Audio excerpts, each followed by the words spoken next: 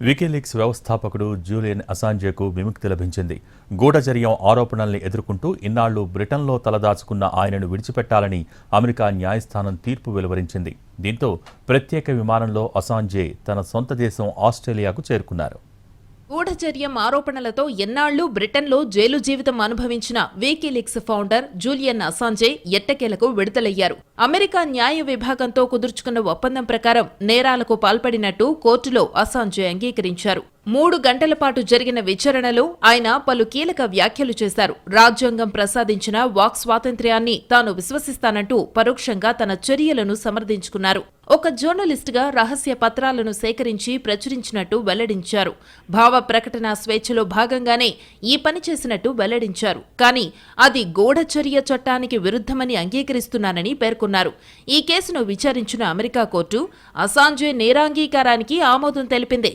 ఇప్పటికే బ్రిటన్లో గడిపిన నిర్బంధ కాలాన్ని శిక్షగా పరిగణిస్తూ విడుదల చేస్తున్నట్టు తీర్పును వెలువరించారు. యూకే, యుఎస్లోని ఆస్ట్రేలియా రాయబారులతో కలిసి ఆయన కాన్బెర్రాకు చేరుకుని ఆ తర్వాత ప్రత్యేక విమానంలో సొంత దేశానికి చేరుకున్నారు. అసాంజేకు అమెరికా న్యాయ విభాగానికి మధ్య కుదిరిన ఒప్పందాన్ని ఆస్ట్రేలియా ప్రధాని ఆల్బనీస్ స్వాగతించారు. ఇది సున్నితమైన అంశమైన నేపథ్యంలో దీనిపై మరిన్ని వ్యాఖ్యలు చేయలేమని పేర్కొన్నారు. ఈ కేసులో ఓ సానుకూల పరిణామం కోసం ప్రభుత్వం తరఫున అన్ని ప్రయత్నాలు చేశామని తెలిపారు.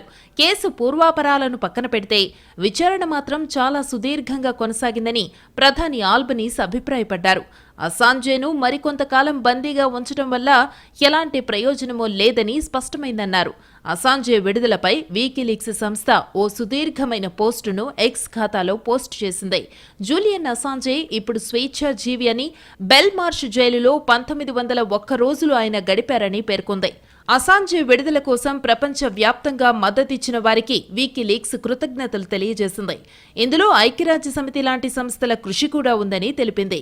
భావ స్వేచ్ఛ ప్రకటన ద్వారా ప్రపంచవ్యాప్తంగా హీరోగా జేజేలు అందుకున్న అసాంజే అమెరికా పాలిట మాత్రం విలన్ గా తయారయ్యారు. అప్పట్లో వికీలీక్స్ ఓ సంచలనం. అగ్రరాజ్యం అమెరికాకే ముచ్చెమటలు పట్టించారు. 2006లో వికీలీక్స్ ను ప్రారంభించిన ఆయన విసిల్ బ్లోయర్ గా మంచి పేరు తెచ్చుకున్నారు. 2010లో అమెరికా రహస్య డాక్యుమెంట్లను లీక్ చేసి కలకలం రేపారు. ఆఫ్ఘాన్, ఇరాక్ యుద్ధానికి సంబంధించి లక్షల డాక్యుమెంట్లను పబ్లిక్ డొమైన్లో పెట్టారు. ప్రపంచానికి తెలియని ఎన్నో రహస్యాలు బయటకు రావడంతో అమెరికా ఇరకాటంలో పడింది. అప్పటి నుంచి అగ్రరాజ్యం అసాంజేపై పగపట్టింది. వెంటనే లైంగిక నేరం సాకుతో అసాంజేను అరెస్టు చేసేందుకు స్వీడన్కు ఆదేశాలిచ్చింది. దీన్ని అసాంజే సవాల్ చేసినా ఉపయోగం లేకపోయింది. దీంతో ఈక్వెడార్ రాయబార కార్యాలయంలో తలదాచుకున్నారు. ఆయన అందులో నుంచి బయటకు రాకపోవడంతో అరెస్టు చేయటం బ్రిటన్ పోలీసులకు కుదరలేదు. 2012 నుంచి 2019 ఏప్రిల్ వరకు అసాంజే అక్కడే గడిపారు. ఈక్వెడార్ తన మద్దతు ఉపసంహరించుకోవడంతో అసాంజేను బ్రిటన్ పోలీసులు అరెస్టు చేసి జైలుకు తరలించారు.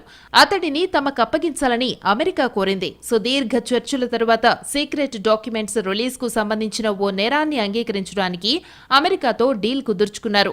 అసాంజే బయటపెట్టిన డాక్యుమెంట్స్ ప్రపంచవ్యాప్తంగా కలకలం రేపాయి. అమెరికా ఈ విషయంలో అనేక అభియోగాలు మోపింది. ఆ అభియోగాలే ప్రపంచవ్యాప్తంగా అసాంజేకు మద్దతుదారుల్ని తెచ్చిపెట్టింది. అగ్రరాజ్య సైన్యంలోని లోపాలను ఎత్తిచూపేందుకు ఆయన ఓ జర్నలిస్ట్లా వ్యవహరించాడంటూ ప్రపంచవ్యాప్తంగా ఫ్యాన్స్ పెరిగిపోయారు.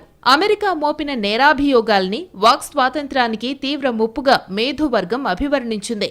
అమెరికా మాత్రం చాలా సున్నితమైన సమాచారాన్ని చట్ట విరుద్ధంగా సంపాదించి లీక్ చేశారని ఆరోపిస్తూ వచ్చింది. అమెరికా వాదనకు సైతం ఓ వర్గం నుంచి మద్దతు లభించింది. ఎలాగైనా అసాంజేని జైల్లో పెట్టాలని వరుసగా ఒబామా, ట్రంప్, బైడెన్ ప్రభుత్వాలు ప్రయత్నించాయి. పత్రికా స్వేచ్ఛకు ముప్పు కలుగుతున్న నేపథ్యంలో అంతర్జాతీయంగా అసాంజేకి అనూహ్యమైన మద్దతు లభించింది.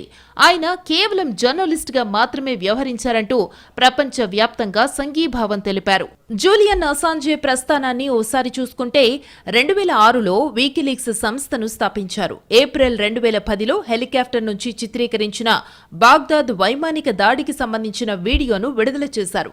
అమెరికా చేసిన ఈ దాడిలో 2 రాయిటర్స్ జర్నలిస్టులతో సహా అనేక మంది పౌరులు మరణించారు. జూలై 2010లో వికీలీక్స్ 91,000కు పైగా పత్రాలను విడుదల చేసింది. వీటిలో ఎక్కువగా ఆఫ్ఘనిస్తాన్ యుద్ధానికి సంబంధించి అమెరికా రహస్య నివేదికలు ఆరోపణలున్నాయి.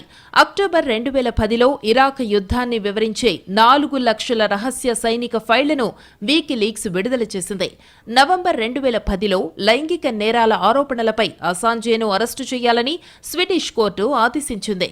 యూరోపియన్ అరెస్టు వారెంట్పై మరుసటి నెలలోనే బ్రిటన్లో అరెస్టయ్యారు అసాంజే.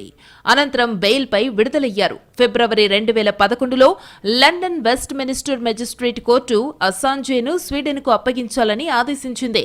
దీనిపై ఆయన అప్పీలుకు వెళ్లారు. జూన్ 2012లో బ్రిటిష్ సుప్రీంకోర్టు అసాంజే చివరి అప్పీల్ను తిరస్కరించింది. దీంతో లండన్లోని ఈక్వెడార్ రాయబార కార్యాలయంలో ఆశ్రయం పొందారు. ఏప్రిల్ 2019లో ఈక్వెడార్ ఆశ్రయం రద్దయింది. బ్రిటిష్ కోర్టు ఆయనకు 50 వారాల జైలు శిక్షను విధించింది. శిక్షను పూర్తి చేసినప్పటికీ యుఎస్కు అప్పగించడానికి సంబంధించిన విచారణ పెండింగ్లో ఉండడంతో జైల్లోనే ఉన్నారు. జనవరి 2021లో మానసిక అనారోగ్య కారణాల వల్ల అసాంజే ఆత్మహత్య చేసుకునే ప్రమాదముందని, ఈ నేపథ్యంలో అమెరికాకు అప్పగించడం కుదరదని బ్రిటన్ కోర్టు తేల్చింది. డిసెంబర్ 2021లో అమెరికా హామీతో అసాంజేని అప్పగించేందుకు మరో బ్రిటిష్ కోర్టు అంగీకరించింది. జూన్ 2024లో అమెరికా జస్టిస్ డిపార్ట్మెంట్ అసాంజే మధ్య ఒప్పందం కుదిరింది. అదనపు జైలు శిక్ష విధించబోమన్న షరతు కింద నేరాంగీకారానికి అసాంజే సమ్మతించాడు.